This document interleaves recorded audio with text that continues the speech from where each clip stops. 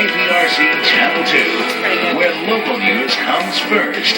This is News to Houston with the Night Beat team. Good evening. Our big story, an investigator's exclusive. A local man found dead in jail. Was it an accident or was he the victim of brutality behind bars? James Mitchell tried to call for help from inside lockup, help he never received. Tonight, grieving family members say law officers know what really happened, but they're covering it up. News to Houston investigator Stephen Dean live in North Houston with the exclusive. Stephen? Dominique, those calls for help came to the owner of this garage on the northwest side where the man worked for years and years. First, the family was told there were no marks on the man's body, but when they saw his body at the funeral home, they say they found horrible marks all over him. That's why tonight they are passing out and hanging up these flyers trying to find other families of other inmates in the jail who may know what really happened.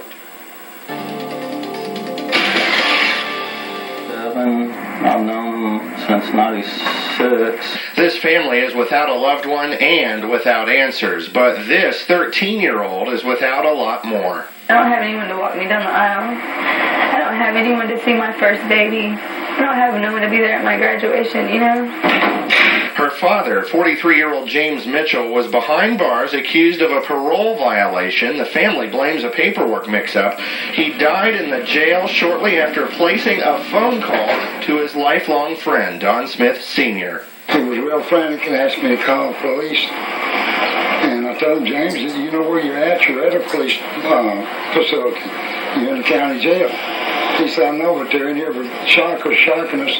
And they got clubs out there fixing to come in and beat us. Smith quickly placed a call to the jail, telling deputies to look into it. And he came back on the phone. He said, everything's all right down there. There's nothing going on down there. Then, days later, when brother-in-law Mike Akins tried to visit the jail, he was turned away. The next time he saw Mitchell, his body lay in a funeral home. He had multiple bruises across his forehead. The reddish-black colored bruises all across his forehead. Akins wonders if he was turned away for visitation so that marks on an injured inmate would not be seen.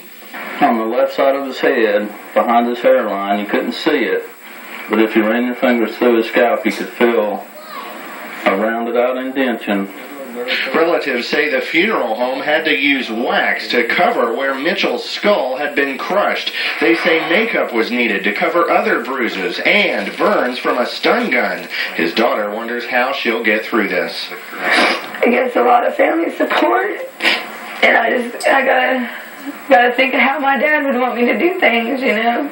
The autopsy is not finished yet, but Montgomery County officials told us off camera they've already closed the books on this case.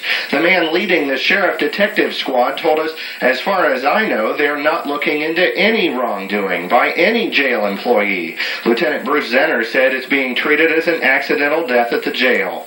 County Attorney David Walker sent us this statement saying the sheriff's department has conducted a thorough investigation of the inmate's death. The county is still awaiting autopsy results. No further comment at this time. Tonight, the family wants the FBI on the case.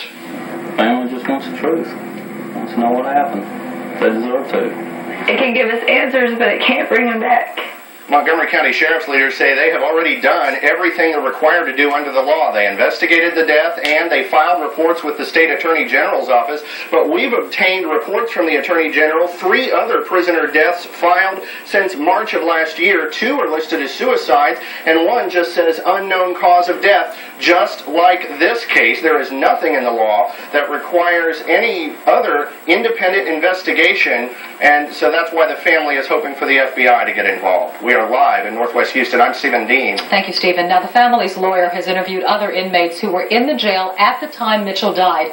He says a wrongful death lawsuit is possible against the sheriff's department. He's already gathered records of Mitchell's phone call from the jail for help. The family plans to turn all that evidence over to the FBI. If you have a story idea for the investigators, call their tip line at 7